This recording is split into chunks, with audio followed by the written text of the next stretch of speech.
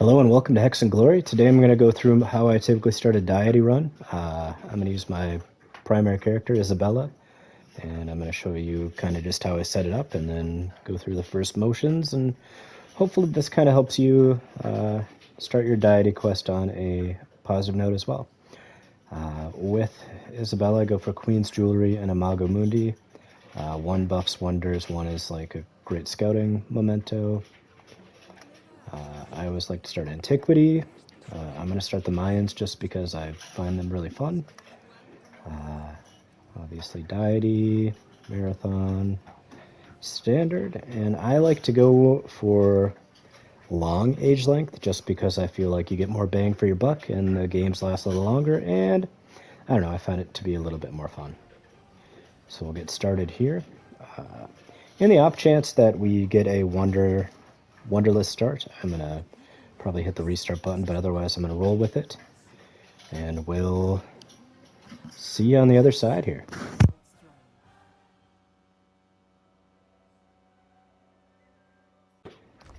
Okay, just loading in. It looks like we got the Grand Canyon, which can really be good for Isabella. Well, any wonder is really good for her, but it's pretty boosted for science, especially with the Mayans. That'll be pretty awesome. I also like to do 2 Jaguar Slayers right off the bat. They're super powerful scouts who can kick some real butt early on if they need to. So I feel like that's the safest place. On most maps, especially if I start by water, I go sailing first because other civilizations typically overlook the water nodes that have treasures. But I'm going to do pottery just because in the end I think this will be a science run for me. I always like to get that boosted vision right off spawn. Kind of shows you what your layout is. Search button is amazing, especially with Imago Mundi. Your vision is really unmatched. I'm going to go up here. I have a really bad habit sometimes of not really scouting around me and just kind of going off into the rare, weird corners of the world. But that's not what I'm going to do here. As you can see, the tiles of the Grand Canyon, they'll give you +2 science and flat terrain, which is nice. We've got quite a bit of flat terrain here. It also gives you 2 gold, 2 culture, and 4 happiness per tile. It's 4 tiles. And with Isabella, there's only gold because of the Queen's Jewels, but it'll be 8 culture, or 4 culture, 8 happiness, and 4 gold per hex, so that's a pretty nice boost.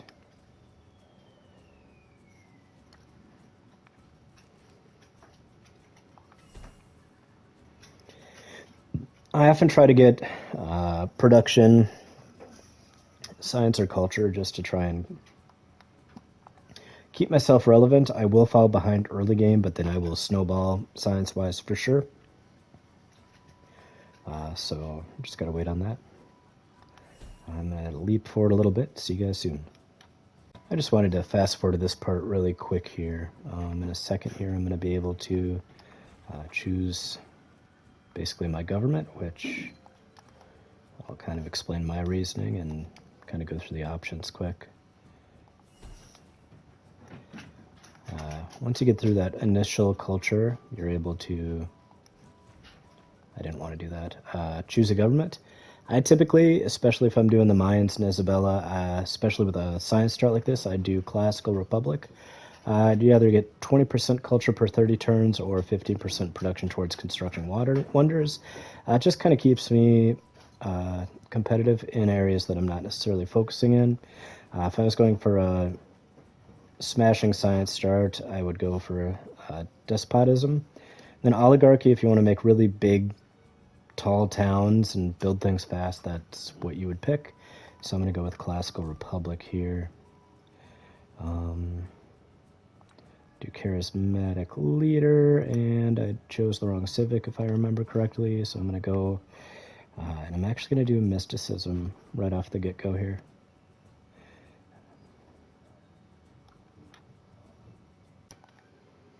I do also want to note really quickly that I often after I do the 2 scouts or Jaguar warriors, I go for a granary, just because then I can pump out, especially with this strat and this leader, I can pump out a second settler pretty quick and snag potential wonders or just get hot resource commodities that I need. Really, you just always have to be thinking about going forward, especially on this higher level. Ooh, look, I've met a friend. That's really cool. Who do we got? Yada, yada, yada. He thinks he's really hot stuff.